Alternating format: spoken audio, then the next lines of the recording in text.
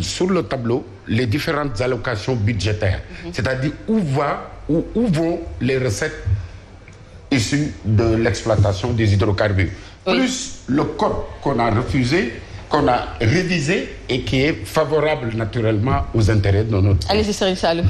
Je voudrais tout simplement préciser à Habib que l'affaire Khalifa Sall, je crois que ce n'est même pas la peine d'en parler parce qu'il y avait l'affaire Khalifa Sall, c'était purement politique, l'affaire Karim Wade, c'était politique. Il fallait tout simplement régler des comptes politiques à ces potentiels candidats et que pour gêner le président de la République à sa réélection, c'est la raison pour laquelle on les a éliminés, c'est tout. Dès l'instant qu'on s'est débarrassé de Karim Wade, vous avez vu que ceux-là qui faisaient partie de ces 25 dignitaires du régime, aujourd'hui certains sont autour de la table du Conseil des ministres, ce qui est aberrant. Mais non, attention.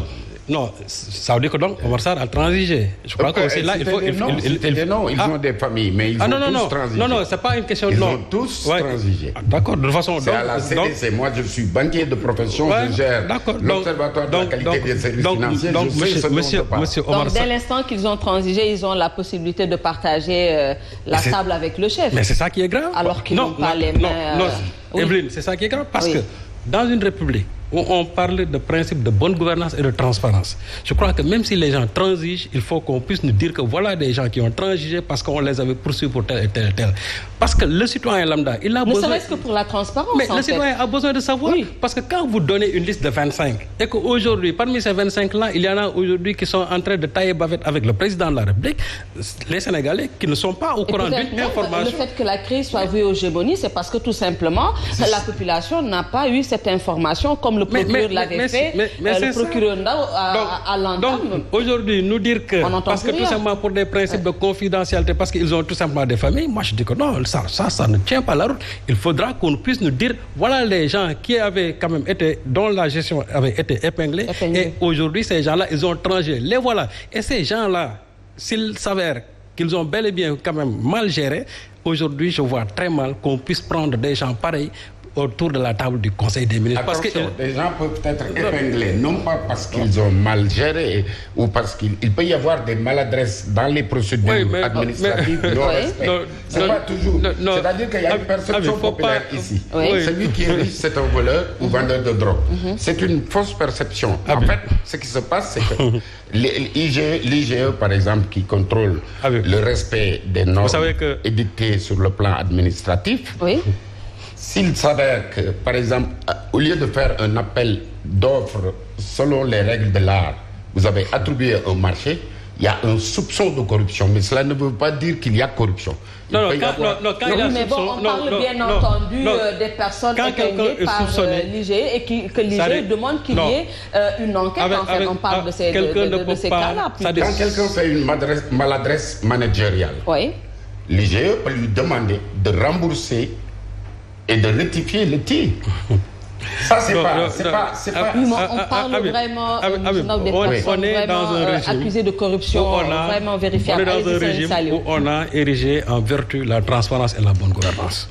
Je crois que dès l'instant qu'il y a des gens aujourd'hui qui ont transigé et dont on tait tout simplement les noms, c'est parce que quelque part il y a un problème. Parce que le citoyen, j'ai dit lambda, nous qui avons porté au pouvoir le président de la République, nous qui avons donné l'opportunité au président de la République de nommer ce gouvernement-là, nous avons un devoir d'être informés sur... Serigne Saliou, pour vous rejoindre, de la même manière que le procureur Aliou Ndao avait fait une conférence de presse avec une large couverture pour donner la liste des gens, les noms qui étaient sur cette liste, il aurait pu également faire une communication sur ces gens qui ont transigé.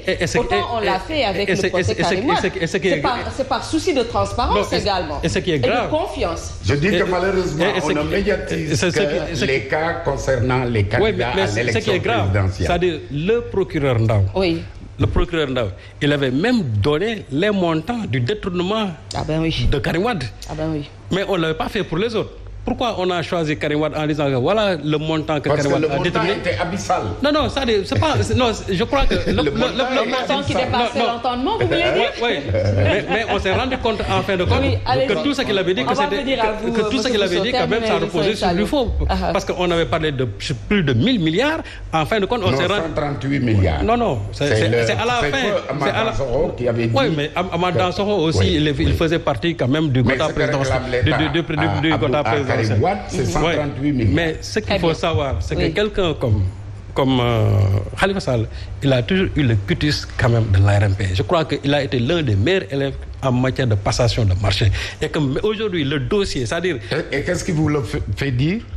Mais ça, non, ça c'est l'ARMP. C'est une position partisane. Non. Vous n'avez pas accès au dossier ou si vous non, avez j'ai dit l'ARMP. Non, ce que j'ai dit là, allez dans le site de l'ARMP, j'ai dit que l'ARMP a toujours donné un cutis de bonne, c'est-à-dire de bonne gouvernance sur les passations de marché concernant Khalifa Sall. Ça, il faut aller sur le site de l'ARMP pour le voir. Maintenant, le dossier de l'IGE qui a épinglé tout simplement Khalifa Sall, mais il faut le déclassifier. Il faut le déclassifier. Depuis lors, nous, on a demandé à ce qu'on déclassifie pour qu'on puisse savoir réellement. Parce qu'on connaît la teneur de ce qui se trouve aujourd'hui dans ce dossier-là. Si c'était la Cour des comptes. La Cour des comptes obligatoirement. Laissez-le terminer. On va venir à M. Bousso également pour lui permettre de quand il s'est agi d'accuser tout simplement Idriss Seck, on a déclassifié le dossier concernant Idriss Seck. Aujourd'hui, Khalifa Sall a été condamné sur la base d'un rapport de l'IGE. Nous, citoyens, nous demandons à ce qu'on déclassifie pour qu'on puisse voir. Parce qu'en réalité, on sait réellement ce qui se trouve au sein même de ce dossier-là. Voilà le véritable problème de ce pays. Vous savez, Evelyne, et c'est là où je vais terminer. Oui. Il y a aujourd'hui des maires qui vont encore être investis au niveau de leur localité et qui peuvent encore être des maires. Et pourtant, il y a des autistes de la Cour des comptes qui ne sont pas encore sortis, mais dont nous sommes sûrs et certains, parce que nous en avons les preuves, que ces maires-là, on a épinglé leur gestion. C'est de très mauvais gestionnaires. Ah bon? Oui. La Cour des comptes n'a pas encore publié ses résultats. Il n'a pas encore publié. Ah oui? Ah mais ici c'est le Sénégal. Nous, on connaît ce qui se trouve dans ces dossiers-là. Aujourd'hui, c'est le président de la République qui refuse de recevoir tout simplement la Cour des comptes. Là aussi, c'est le président. C'est le président. Non, vous allez revenir. Non, je ne fais pas de discussion. Parce qu'annuellement, la Cour des comptes doit faire des publications. Oui. Ça fait 3 ans que la Cour des comptes n'a pas publié. Et pourtant, tout est prêt aujourd'hui. C'est le président de la République, M. Bousso. Ce que je suis en train de dire, M. Bousso le sait pertinemment. C'est le président de la République aujourd'hui qui ne veut pas du tout recevoir la Cour des comptes. Oui, voilà. Très rapidement, pour permettre à M. Bousso quand même de passer un mot. Je vous le dis. On a dit qu'on va publier après le local. Vous savez pourquoi après le local? Parce que tout simplement, ces maires-là qui ont été épinglés... Ils auront le temps d'être investis. Ah oui. Oui, un mot. Très rapidement. Vous faites une confusion et beaucoup d'amalgame. C'est-à-dire que la Cour des comptes, à la différence de l'IGE, la Cour des comptes est un organisme indépendant. Ah si, ça je sais. Pardon, laissez-moi finir. Mais la Cour des comptes ne peut pas publier. La Cour des comptes ne peut pas publier tant que le président ne les a pas reçus. Oui, allez-y très rapidement pour votre décision. Non, je sais. La Cour des comptes est un organe indépendant de l'exécutif et du Parlement. À la différence de l'IGE qui dépend directement du président. Bon, la Cour des comptes peut à tout moment publier ses rapports. Sans être reçu par le président. Sans demander l'avis du président. Non, sans être reçu au préalable.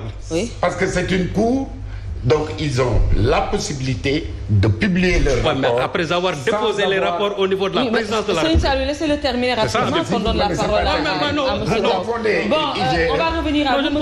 Bousso. Allez-y, vous voulez passer un mot. Allez-y. Effectivement, Seigne Saliou a raison sur un plan. Il a raison sur la manipulation de l'agenda du président de la République. Quel agenda? Pour la réception des rapports des corps de contrôle. C'est un point de vue. Le président